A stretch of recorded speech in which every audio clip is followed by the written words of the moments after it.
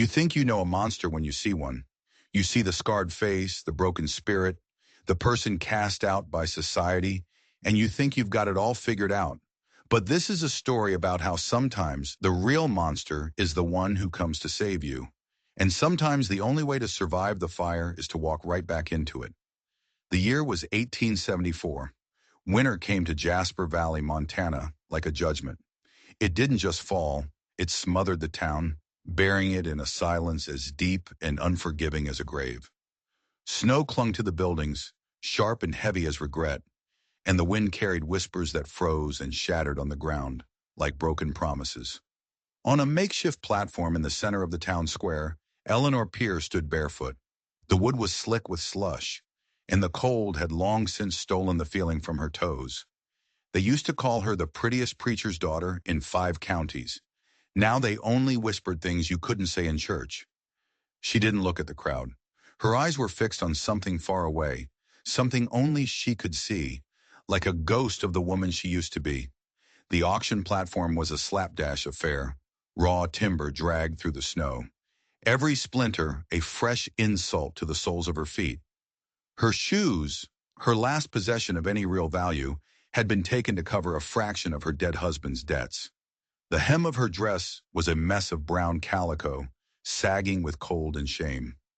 Mayor Hal Pickens, a man whose smile never quite reached his cold, calculating eyes, circled her like a buzzard. 30 cents to start, he boomed, his voice echoing off the silent storefronts. She's a strong cook, clean, sober, good teeth. He paused, letting the cruel joke land. And she knows how to put out a fire when needed. A few sick chuckles rippled through the huddle of men. Eleanor's jaw tightened, but her face remained a mask of stone. She'd cried all her tears out months ago. There was nothing left inside but dust and echoes. Take off that shawl, woman, Pickens demanded. Let the buyer see what he's bidding on. Her fingers clenched the frayed wool, the last thing her father had ever given her. No, she said. The word was quiet, barely a breath, but it hung in the air like a challenge. Pickens' face darkened. He gave a short, sharp nod to a deputy who stepped forward with a riding crop. With a casual flick, he snapped the shawl from her shoulders. It fell to the platform, a sad little heap of brown wool in the gray slush. A collective gasp went through the crowd. They saw it then, the thing she tried to hide. An angry red burn scar that started at her neck and vanished beneath her collar, a brand of ownership seared into her pale skin. Damaged goods, someone muttered. William Pierce's handiwork, another added. No one doubted it. Eleanor didn't flinch. She just kept staring at that point on the horizon, as if she could see a better world waiting for her there. 30 cents, Pickens repeated, his voice losing some of its bluster. The crowd shifted, uncomfortable. No one spoke. The snow began to fall again, tiny, perfect flakes catching in Eleanor's auburn hair, forming a crown of ice. The silence stretched, thick and suffocating. It felt like the whole world was holding its breath, waiting for the final hammer to fall on what was left of her life. And that's when he stepped forward. A single thud of a boot heel on the frozen ground, and every head in the square turned. He was a giant of a man, Gabriel Hayes, 6.5 feet tall, with shoulders as broad as a canyon wall, and a face that looked like it had been carved from granite. He moved slow, deliberate, a worn sheepskin coat doing little to hide the raw power in his frame. A low-brimmed hat shadowed his eyes, making them impossible to read. Most folks hadn't seen him in town for 3 years, not since he'd shuttered his blacksmith shop and vanished into the hills. The wind itself seemed to die down as he approached. $3, he said. His voice was rough, like stones grinding together, the sound of a man who didn't speak unless he had to. The mayor blinked, stunned. Pardon? Gabriel's eyes weren't on Eleanor's face, or even on her scar. They were fixed on her bare red feet, turning blue against the frozen timber. $3, he repeated louder this time. Gasps rippled through the crowd. A few nervous laughs. He's mad, someone whispered. Only thing lonelier than that woman is his damn ranch. Pickens, seeing no other offers were coming, cleared his throat. Sold for $3. The gavel tapped, not with a crack of thunder, but with the quiet finality of a closing door. Eleanor didn't move. She couldn't. It was like her feet were frozen to the platform. Then Gabriel was walking up the steps, the wood groaning under his weight. He didn't look at her. He bent down, picked up her shawl, shook the slush from it, and gently draped it back over her shoulders. Then he took off his own massive coat and wrapped it around her. It was heavy and warm from his body, and it smelled of pine and leather and the deep woods. Her fingers clutched the wool, an instinct for survival, not trust. He still didn't meet her eyes. He just turned and walked toward a rickety wagon at the edge of the square. She followed, a ghost in a giant's coat, feeling the burn of every stare, the sting of every whispered judgment. The whole town of Jasper Valley watched as Gabriel Hayes, the silent recluse, the man who had abandoned the world, helped Eleanor peer into his wagon. He moved with the slow, careful attention of a man handling dynamite. Then he climbed up beside her, flicked the reins, and the wagon creaked away, leaving behind twin tracks in the fresh snow and a silence heavy with 1,000 unanswered questions. What in God's name did a man like Gabriel Hayes want with a woman like her? The answer, she was sure, would be a price far higher than $3. The world outside of Jasper Valley was a long, frozen road flanked by trees that looked like skeletons clawing at the bruised gray sky. They rode in a silence as vast and cold as the landscape. Eleanor sat stiffly beside him, swallowed by his coat. He'd wrapped a thick horse blanket around her feet, and the feeling was slowly, painfully, returning to her toes. He never looked at her, never offered a word of comfort. His hands, huge and calloused, were wrapped tight around the leather reins, his jaw set like he was holding back a scream. The wind whipped at her shawl and she shivered, a tremor that had nothing to do with the cold. "Why?" she finally asked, her voice a fragile whisper. He kept his eyes locked on the trail ahead. "Why what? Why did you buy me?" His shoulders tensed, a barely perceptible movement. Needed a cook. The answer was practical, unsentimental. It didn't surprise her. Men like Gabriel Hayes didn't perform acts of kindness. They made transactions. There was always a price, always an expectation. She had learned that lesson with William, learned it until it was carved into her skin. She turned her face away, watching the endless white blur past. His homestead appeared just before dusk, a single-story cabin tucked into the hills, surrounded by a cedar fence. It wasn't a home, it was a fortress of solitude. Smoke curled from the chimney, which seemed impossible. No one had been here to light a fire. Gabriel must have seen her confusion. "Stove has a slow-burning log," he grunted. "Keeps it warm." It was the most he'd said all day. He helped her down from the wagon, his touch impersonal, steadying the coat. Not her. He opened the door and gestured for her to enter. The inside was as stark as the man himself. A single room, dominated by a cast-iron stove radiating a deep, penetrating heat. A narrow bed with a quilt against one wall, a square table with one chair, a shelf with 2 tin plates, 1 cup, and a Bible with a cracked spine. It was a room where someone existed, not where someone lived. "You'll sleep there," he said, pointing to the bed. He hesitated, his broad shoulders filling the doorway. "I sleep in the barn." Eleanor stared at him, unable to hide her shock. In the barn? In this cold? Something flickered in his eyes. Pain, memory, she couldn't tell. "Heat's better in here," was all he said. She looked around the cabin again, at the single chair, the single cup. He hadn't just needed a cook. He hadn't been planning for another person at all. So why buy her? "I thought you needed a cook," she said, the words coming out sharper than she intended. He paused, his back to her, silhouetted against the dying light. "I need peace more." Then he was gone, the crunch of his boots in the snow receding toward the barn. Eleanor stood alone in the suffocating silence of the cabin, still wrapped in his coat. Slowly she took it off, hanging it on a peg by the door. She unwound her shawl and hung it beside his coat. The 2 garments, side by side, looked like cautious strangers. That night, she made a simple stew from a tin of beans and some cornmeal.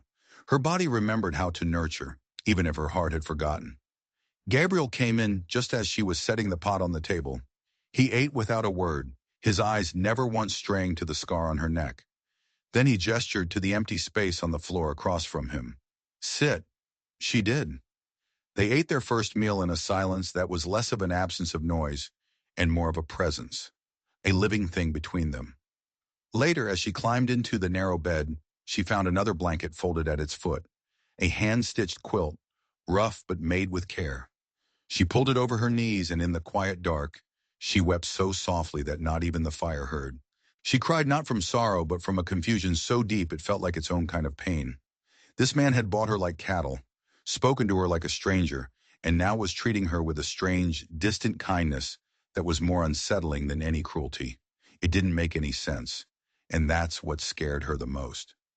Dawn came like a thief, slipping pale light through the cabin's single window. Eleanor woke with a jolt, her body braced for a blow that didn't come.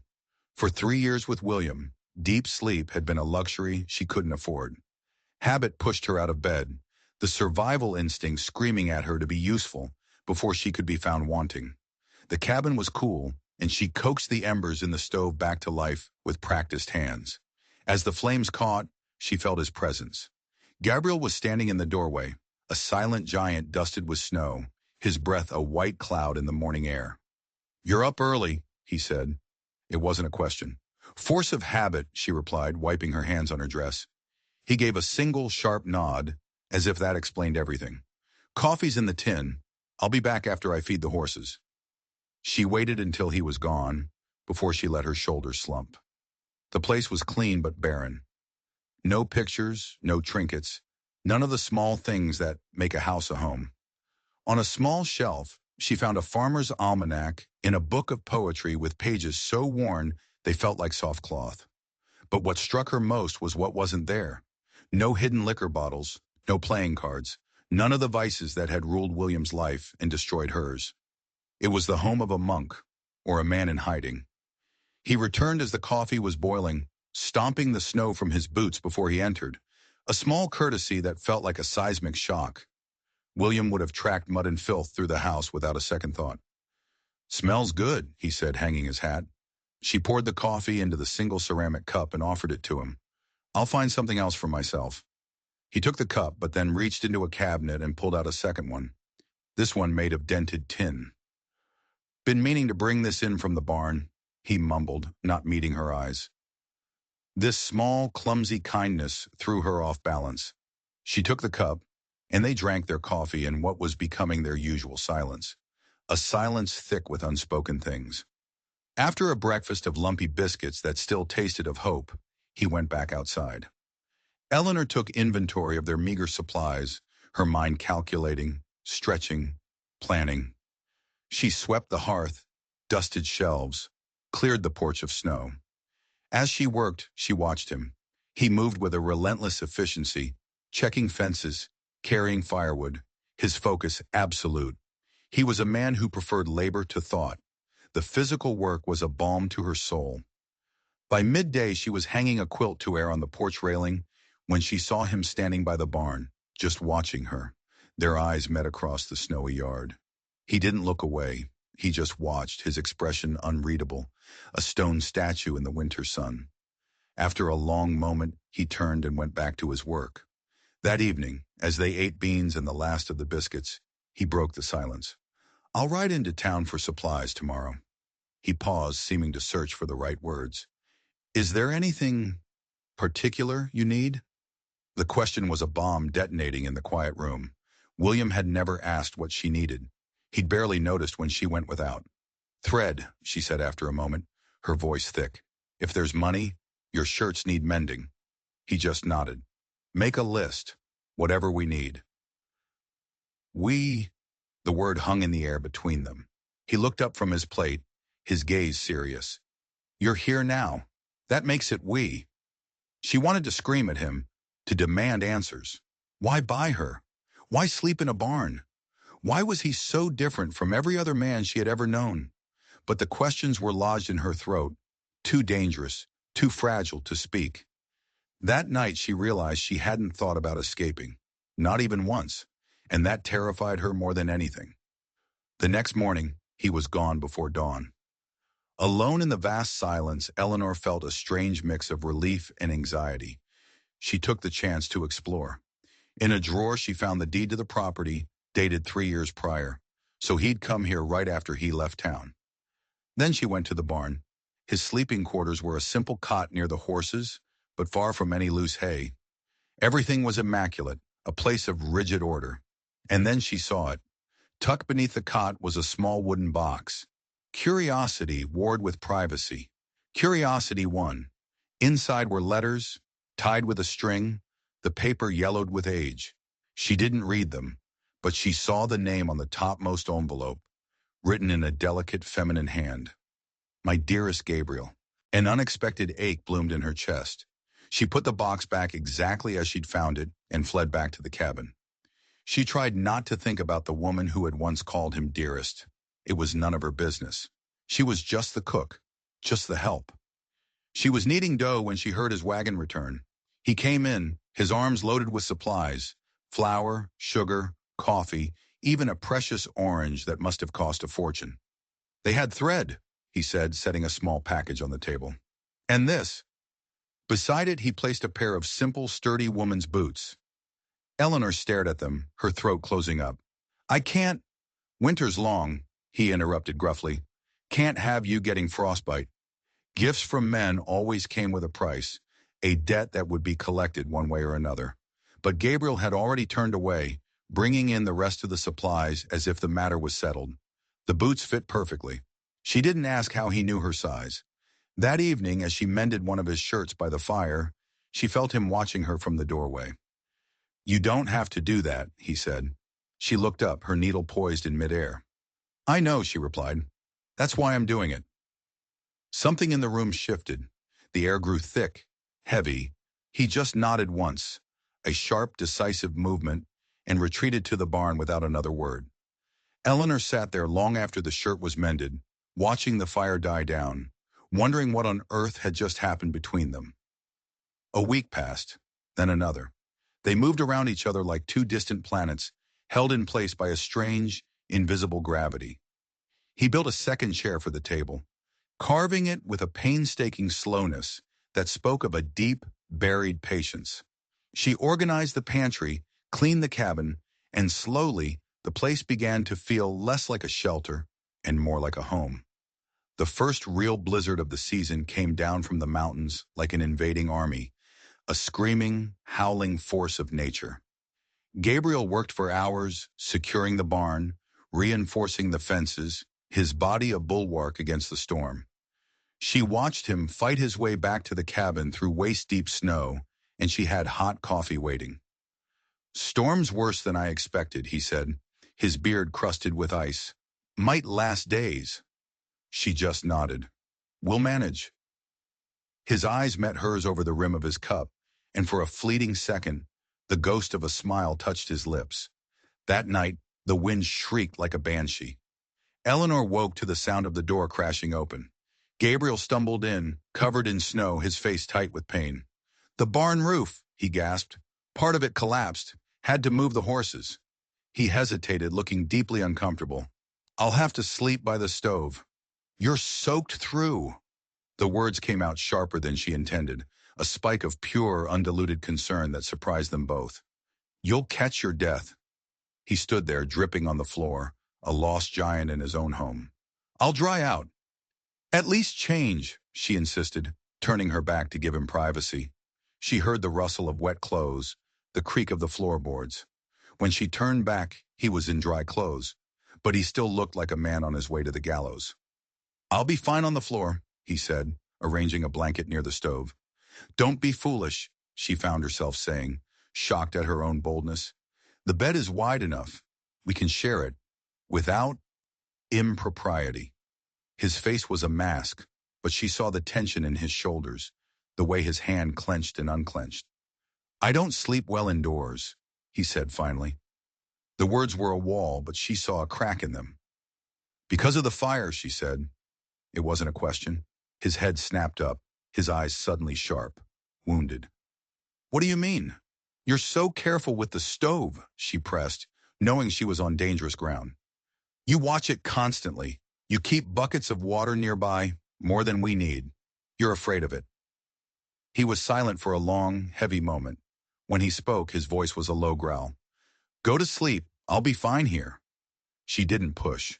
But as she lay in the dark, listening to his restless shifting on the hard floor, she knew she had touched something raw, something terrifying. This man wasn't just hiding from the town. He was hiding from a fire that was still burning somewhere deep inside him, and she had no idea if the flames would consume them both. The storm raged for 3 days, trapping them in the small cabin. They moved around each other in a silent, unacknowledged dance, learning the rhythms of each other's existence. He spent hours staring out the window at the swirling snow, like a guard on a watchtower. She baked bread and darned socks, the simple domestic tasks a shield against the howling chaos outside. On the third evening, as they sat on opposite sides of the fire, he spoke, his voice startling in the quiet. "Why aren't you afraid of me?" She looked up from her mending. "Should I be?" "Most women would be," he said, his face half in shadow. "Alone in a cabin with a man they don't know." She thought about that for a moment. "I've found that the men who mean you harm," she said slowly, "rarely ask if you fear them. They prefer that you do." She paused, then added, her voice dropping to a whisper, "And I've survived worse than anything I think you might do." His eyes fell to the scar at her collar, then quickly away, as if the sight physically pained him. "Your husband," he said. It wasn't a question. Her fingers rose to the scar, an involuntary gesture. "He burned you." "When he drank," she said, her voice flat, devoid of emotion, which was often. He was silent for so long, she thought the conversation was over. Then he asked, his voice suddenly hard as iron, "How did he die?" The question hung between them, glowing and dangerous like a live coal.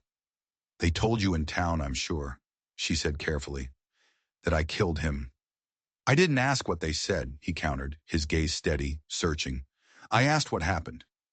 The story came out in a torrent, words she hadn't spoken to a soul.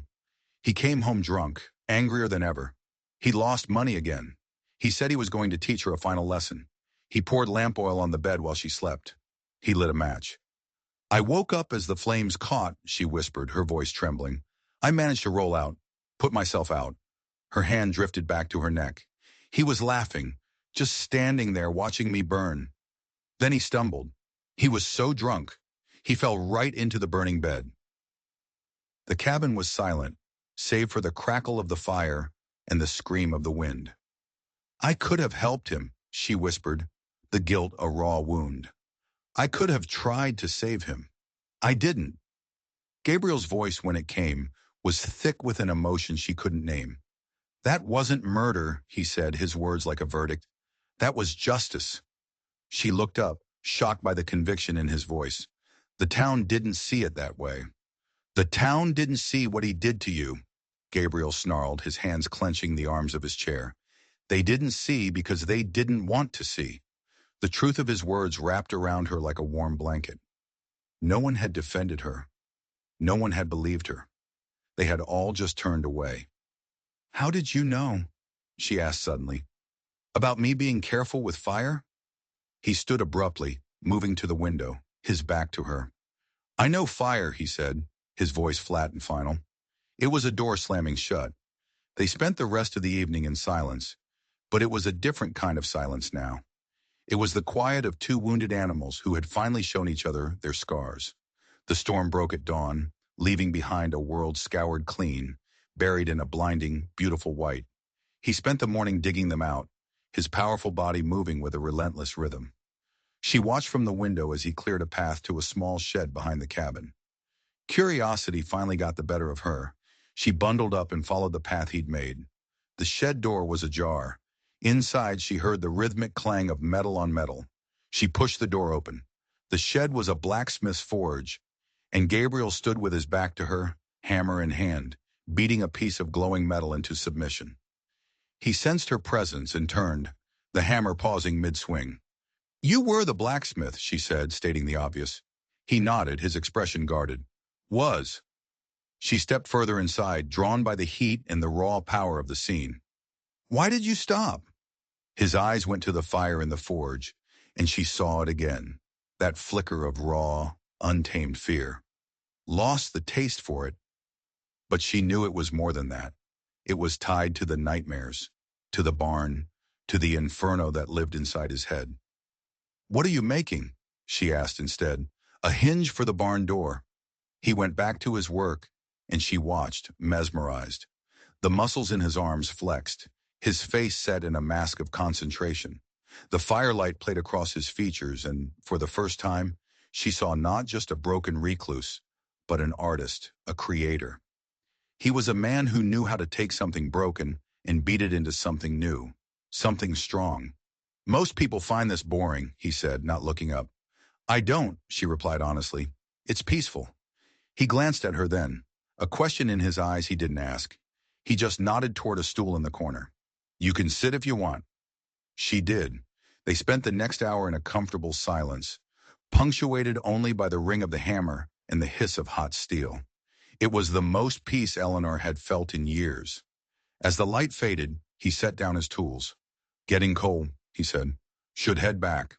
As they walked to the cabin, she realized he was matching his long strides to her shorter ones. A small, unconscious act of care that made her heart ache. That night over supper, she asked him again, "Why did you really buy me?" He set his fork down slowly. "Told you. Needed a cook." "You could have hired anyone," she pressed, "or managed alone, like you have been for 3 years." He was quiet for a long time. When he finally spoke, his voice was low, almost a whisper. "Couldn't stand to watch it." "Watch what?" "Them," he said, his jaw tight. "Treating you like you weren't human." The simple, raw honesty of it stole the air from her lungs. "Thank you," she whispered. It was all she could say. Later that night, another storm began to brew. She saw him hesitating by the door instead of heading to the barn. "Roof's not secure yet," he said, an excuse they both knew was flimsy. He would have to sleep inside again. "I'll make up a pallet by the stove," she offered. "No," he said quickly. "The floor." He arranged his blankets as far from the stove as possible, near the door, his escape route. As she lay in bed, listening to his steady breathing across the room, she realized that for the first time in years, she felt safe. Not because he was strong enough to protect her, William had been strong too, but because Gabriel Hayes was gentle enough not to harm her. The thought was a small, warm coal in the cold darkness. Then she heard him scream.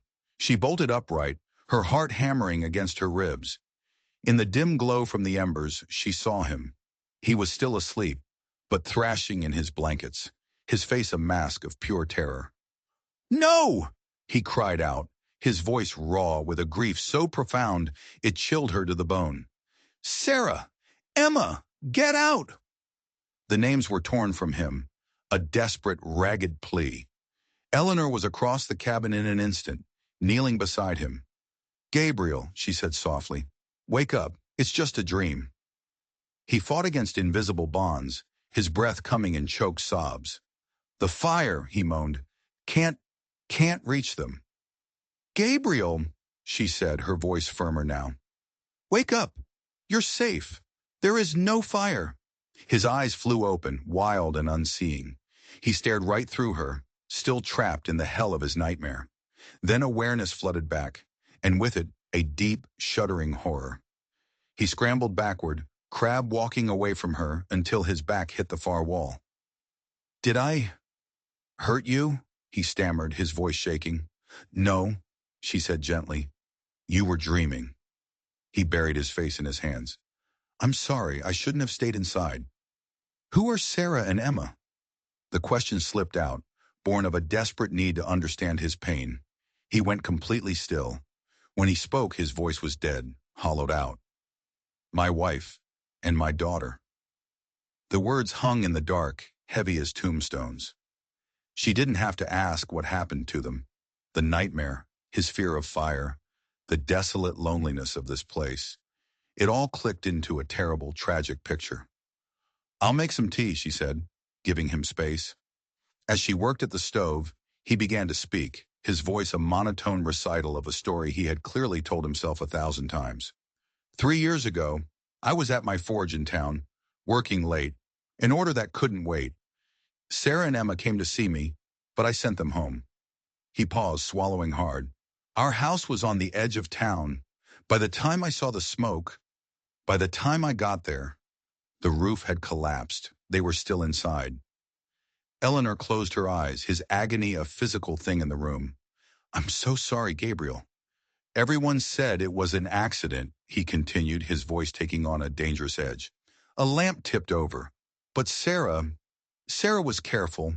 Always. She wouldn't have." Eleanor turned then and saw him huddled against the wall, a broken giant. "You think it wasn't an accident," she whispered. His eyes met hers, and the raw, bottomless pain in them made her breath catch. "I know it wasn't," he said, "but I couldn't prove it. So I left, came here, where I wouldn't have to see the faces of the people who didn't believe me." That was why he slept in the barn. It wasn't just the fire inside the cabin he feared. It was the walls themselves. "When I'm inside," he confessed, his voice cracking, "I dream of them, trapped, and I can't reach them. I dream of failing them, again." "You didn't fail them, Gabriel," she said, the words of fierce conviction. "You can't know that."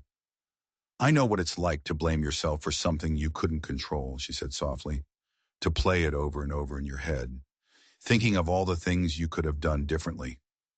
A fragile, terrible understanding passed between them. Two souls branded by fire, failed by the same town, carrying the same invisible scars. They sat in the dim light, the silence between them no longer empty, but filled with the ghosts of their shared grief. As dawn approached, he stood to leave, retreating back into his shell. But before he went out the door, he paused. "Thank you," he said, not looking at her, "for the tea and for—" He couldn't finish. He didn't have to. "You're welcome," she replied. As the sun rose, Eleanor realized something profound. For the first time since her husband's fiery death, she was thinking about a future. It was a tiny, fragile seed of a thought, but it was there, taking root in the barren ground of her heart. And she knew with a terrifying certainty that this man, this broken, gentle giant, was the one who had planted it. A few days later, a wagon appeared on the trail. Eleanor's heart seized with a familiar dread. Visitors rarely brought good news, but this was an elderly woman, her face a road map of wrinkles, her eyes sharp and intelligent. Gabriel's entire posture relaxed when he saw her. He helped her down with a gentleness Eleanor had never seen him display. "Martha, this is Eleanor," he said. "Eleanor, Martha Jenkins." Martha took one look at Eleanor and beamed. "Told that Mayor Pickens he ought to be ashamed," she declared, her voice warm and full of gravel. "Treating a human being like cattle, not that he listens. That man never did have the sense God gave a goose." She bustled into the cabin carrying a basket overflowing with supplies, medicines, fabric, dried apples. "Now then, dear," she said, turning to Eleanor once Gabriel was out of earshot. "Are you all right here? Truly? Because if you're not, you say the word, and I'll take you back with me this instant." The direct, fierce kindness brought tears to Eleanor's eyes. "I'm fine," she managed. "Gabriel has been kind." Martha nodded, satisfied. "He's a good man. Carries more sorrow than his share, but a good man." She began unpacking her basket. "Known him since he was a boy. His mother and I were dear friends." Martha's visit was like a window opening in a stuffy room. She filled the cabin with chatter and warmth, teasing Gabriel until the corner of his mouth twitched in something that almost resembled a smile. "You're not sleeping," she observed bluntly to him. "Barn's warm enough," he grumbled. Martha just sighed and exchanged a look with Eleanor that said everything about the stubbornness of men. As she prepared to leave, Martha turned to Eleanor again. "He needs someone," she said quietly. "Someone who understands loss without drowning in it." Before Eleanor could respond, Martha called out to Gabriel as he helped her into her wagon. "Don't forget what I said about the letters, Gabriel. Some things shouldn't wait for spring." He just gave a solemn nod. Letters? The ones in the box? As they watched her wagon disappear, Eleanor wondered what other secrets this place held. She now knew Gabriel had a tragic past, a lost love named Sarah. But Martha's words hinted at something deeper, something unresolved that was tied to a box of old letters and a warning that winter was no time for secrets. The mystery of Gabriel Hayes wasn't shrinking. It was growing bigger and more dangerous with every passing day. February arrived and a fragile peace settled over the homestead. They fell into a rhythm, two solitary people orbiting each other. In the evenings, he would sometimes read poetry aloud, his deep voice filling the small cabin, and Eleanor would listen, her hands busy with sewing, her heart aching with a feeling she refused to name. One morning, he announced he was going to town for supplies before another storm hit. The thought of Jasper Valley made Eleanor's stomach clench. "You could come with me," he offered, his voice hesitant, "if you want." The thought of facing those people, their judgment, their pity was terrifying. But the thought of being here alone was worse. "I'll come," she said. The trip was tense. As they neared the town, he slowed the horses. "We don't have to do this," he said. "No," she replied, her voice firmer than she felt. "I can't hide forever." "Remember," he said, his voice low and fierce, "you don't owe them anything, not a single thing." The general store was a minefield. The storekeeper, Thomas Cooper, couldn't hide his shock at seeing her. "Mr. Hayes," he greeted, his eyes flickering nervously toward Eleanor. Gabriel handed him a list. "And we'll need fabric for a dress," he added, a statement that made Eleanor's head spin. As she looked at the bolts of cloth, the bell on the door jangled. Eleanor froze. It was Rebecca Pierce, her dead husband's sister, elegant and cruel, her smile as sharp as a shard of glass. "Well, well," Rebecca purred, her eyes sweeping over Eleanor in her worn dress. "If it isn't my dear sister-in-law, we'd heard you'd found employment." Her gaze slid to Gabriel, who had moved to stand beside Eleanor, a silent, imposing wall. "Mr. Hayes," she said, her voice dripping with insinuation, "I didn't realize you were in the market for household help." While Gabriel paid, Rebecca moved closer to Eleanor, her voice a poisonous whisper. "There's talk, you know, and William's debts. They aren't settled. There are still creditors." Eleanor felt a chill. "I have nothing left." "Not entirely," Rebecca hissed. "There's land. Land William owned. As his widow, you're responsible. Unless, of course," she let the threat hang in the air, "you were to remarry. Howard Mercer has expressed an interest in your situation." Howard Mercer, the town banker, a wealthy widower 3 times over, whose wives had all met suspiciously convenient ends. "He could resolve William's debts," Rebecca continued smoothly. "Restore your position." "As his fourth wife?" Eleanor snapped. "No, thank you." Rebecca's smile turned venomous. "Don't be foolish. You're a scarred, disgraced woman. This is the only offer you'll get. Whatever arrangement you have with this blacksmith, it won't last." Gabriel returned then, his presence ending the conversation. They left the store, the air crackling with unspoken violence. On the ride back, Eleanor told him about the debts, about Mercer's offer. The muscle in Gabriel's jaw jumped. "Mercer's had 3 wives," he said, his voice flat. "All died. You're not considering it." "Of course not," she said. He was silent for a long time, his eyes fixed on the trail. Then he said, his voice low but solid as bedrock, "You have a place with me, for as long as you want it." The simple words were a shield, a promise, a declaration. As the homestead came into view, the first snowflakes began to fall. The storm was coming, and Eleanor had a sinking feeling it wasn't the only one. That night, the storm hit with the force of a physical assault. The wind howled and the cabin shuddered. They were trapped, the world outside a screaming white void. Gabriel slept on his pallet by the door. After supper, as she sewed the new blue fabric he'd bought her, he set aside his book and just watched her. "You're good at that," he said. The simple compliment warmed her. They talked then, more than they ever had. She told him about her mother, about her father the preacher. He listened, his gaze intense, and started carving a small piece of wood, his large hands surprisingly deft. The storm, the shared work, the quiet conversation, it was building something between them, something fragile and unnamed. Eleanor went to bed feeling a strange sense of peace. The rhythm of his carving knife followed her into her dreams. She woke to voices. It was still dark, but Gabriel was at the door, talking to a snow-covered stranger. "Stagecoach overturned," Gabriel explained as the young man stumbled inside. "3 miles back. There are injured." The next few hours were a blur of controlled chaos. The cabin became a makeshift hospital. Gabriel and the stranger, Daniel, went back into the storm and returned with the survivors. A driver with a broken arm, two shaken bankers, and a young widow, Beth Clark, with her 10-year-old son, Timothy, who had a nasty gash on his head. Eleanor and Gabriel worked together seamlessly, a silent, efficient team. She set the driver's arm while he held the man steady. He brewed coffee and kept the fire roaring while she cleaned and bandaged the boy's head. They moved around each other as if they'd been doing it for a lifetime. By dawn, an uneasy calm had settled. As Eleanor and Gabriel sat at the table, exhausted, the young widow, Beth, approached them. "You have a lovely home here," she said with a gentle smile. "How long have you two been married?" The question landed like a stone in a silent pond. Eleanor and Gabriel both started to speak at once. It's not." They stopped, the awkwardness thick enough to cut with a knife. Beth flushed. "Oh, I'm so sorry. I just assumed. You work so well together. It's like you can read each other's minds."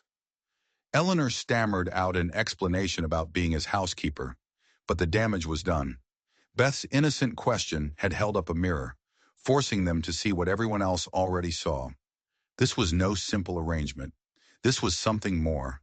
And now, with a cabin full of strangers watching, their carefully constructed solitude had been shattered.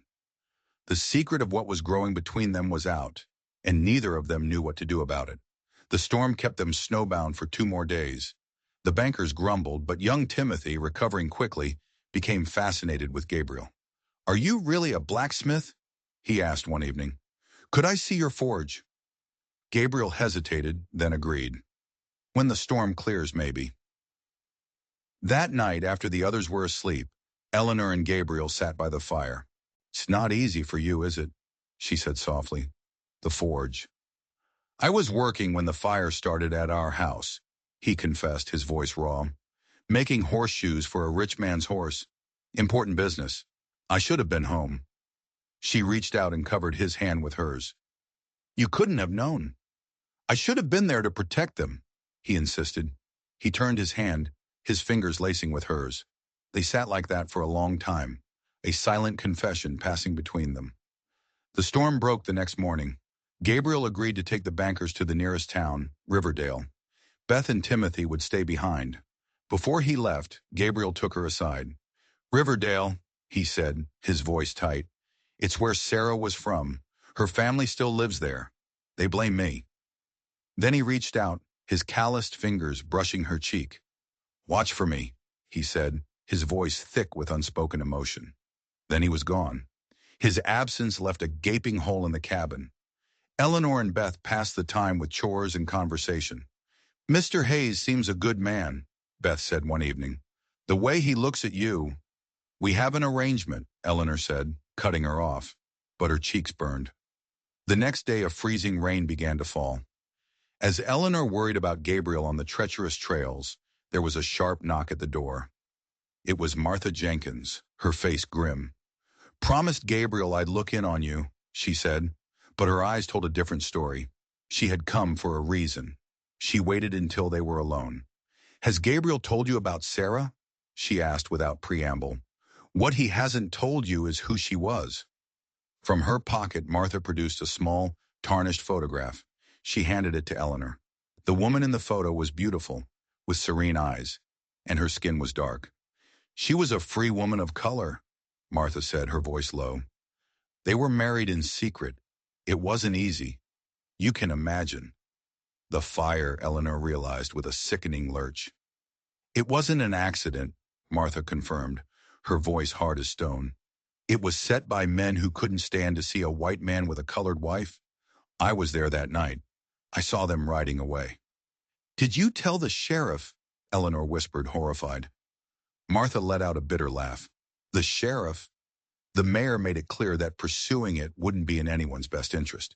He called it a form of community justice."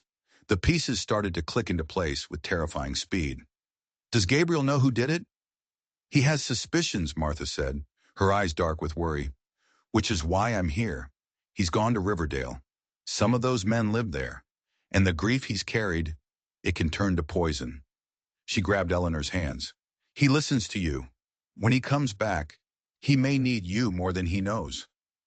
After Martha left, Eleanor stood at the window, staring into the storm, her mind reeling. The story was so much darker, so much more horrifying than she could have imagined. Gabriel wasn't just grieving. He was living in the shadow of an unpunished, unspeakable crime, and he had just walked back into the town where it all began. The next day, another wagon appeared, but it wasn't Gabriel's.